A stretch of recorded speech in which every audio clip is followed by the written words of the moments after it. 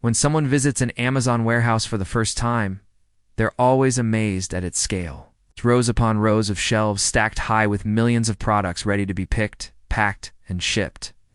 But for many people who work there, the experience is very different. They find themselves in a high-pressure environment where they're constantly being monitored by computers and managers. This is what it's like inside Amazon's warehouse empire. This video was made possible by a grant from a tech company. Thanks to this company, we were able to hire a team to build this set and bring this story to life. If you want to learn more about digital transformation in manufacturing, check out the link below. In 2021, Amazon announced that it would hire 150,000 full and part-time workers for its warehouses across the U.S. during the holiday season. But unlike in previous years, the company said it would also offer full-time positions to seasonal employees after the holidays. Still, warehouse workers know their jobs are precarious. "You know, it's Amazon," says Carlos, who has worked for the company for 12 years. "After the holidays, all the temps get let go. And if you're full-time, you just never know when they're going to decide to cut hours or shut down the building completely." The past year, the company has closed several warehouses around the country. Amazon says it currently has more than 1,000 full-service facilities globally, and the company continues to expand. The world's largest online retailer needs to keep growing its network of warehouses to fulfill orders faster and cheaper. A key part of the strategy is opening facilities closer to major population centers. The company calls them micro-fulfillment centers. A few miles from downtown Dallas, Texas, in a neighborhood with single-family homes and a park, there's a large white warehouse where a small army of robots moves packages the size of suitcases onto trucks, onto planes, onto trains.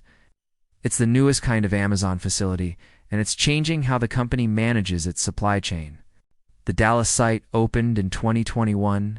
At first, the company said it would create hundreds of jobs. Then it said it would create thousands. Now the company won't say. Across town, a larger Amazon facility employs more than 1,000 people. The smaller one has no posted job openings, but dozens of workers enter and exit throughout the day. Inside, the air smells clean. There are glass walls and big windows everywhere. The space feels more like a tech campus than a warehouse. At a recent tour, a manager pointed out the solar panels on the roof, the energy-efficient LED lights, and the charging station for electric forklifts. Robots roam through the aisles picking up and sorting items to be shipped. They move quickly. Their speed allows them to make more trips per hour and improve efficiency. They have priority on the road. If a worker needs to cross their path, they have to stop and wait. Robots don't get tired, take breaks, or call in sick. To optimize operations, Amazon measures everything. It tracks the number of items moved, the distance traveled by forklift, the amount of time spent on tasks. Managers review reports and adjust processes to improve efficiency. Supervisors observe workers from the floor and through security cameras.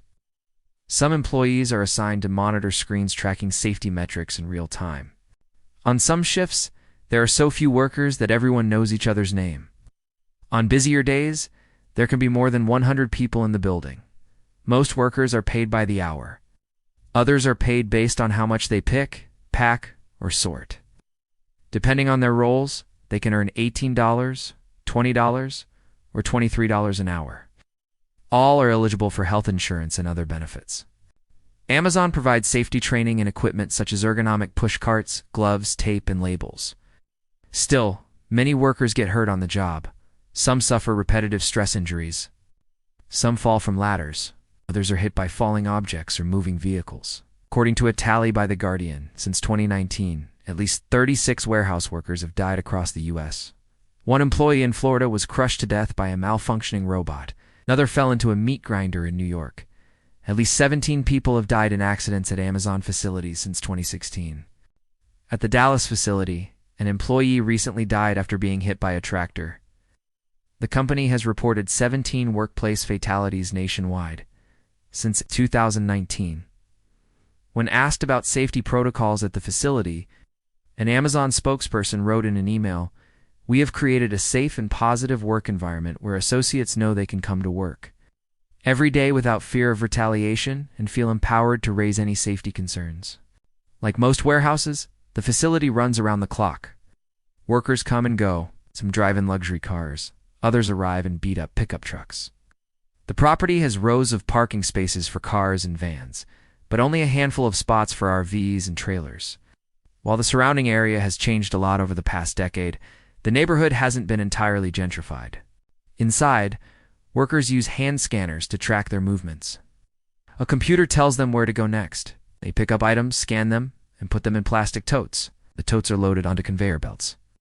As items move through the building, their barcodes are scanned over and over again. Computer checks to see if the product matches the order. If not, it's removed. As the tote approaches the end of the line, a worker removes the contents and places them in a shipping container or a bag. Someone else weighs the package and applies a label. The package is then sent out via UPS or the U.S. Postal Service.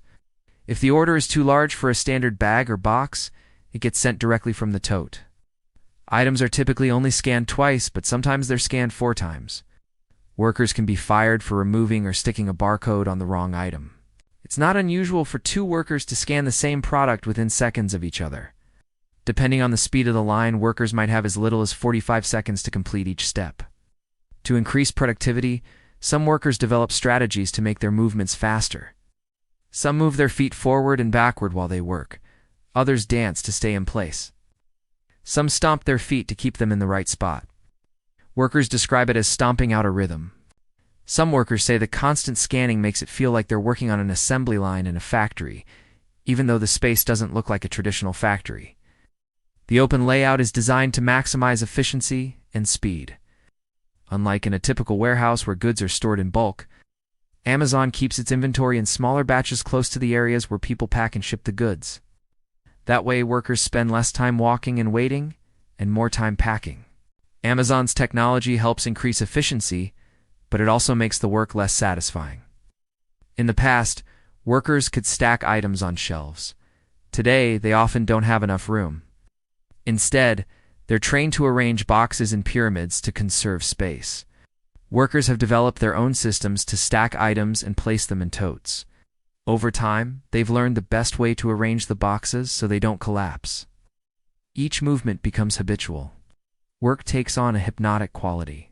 Most workers are focused on performing their tasks as quickly as possible. They have quotas to meet. Some workers say they feel like robots. With the steady beeping of scanners and the clanking of totes, the noise level can be deafening.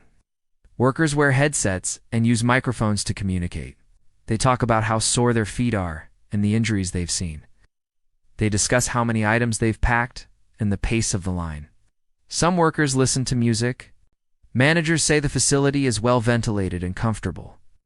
They point out the water coolers and break rooms. There's one bathroom for men and another for women. Workers say they don't have enough time to take breaks.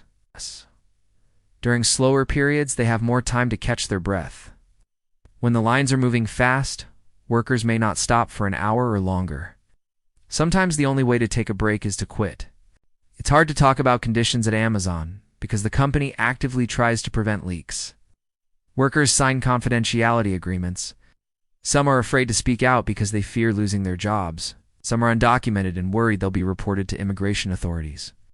Many workers say they're happy to have a job, even if it's dangerous, low-paying, repetitive work. Not everyone works at Amazon because they need the money. Some are attracted to the efficiency and the sense of purpose, like students learning a new language.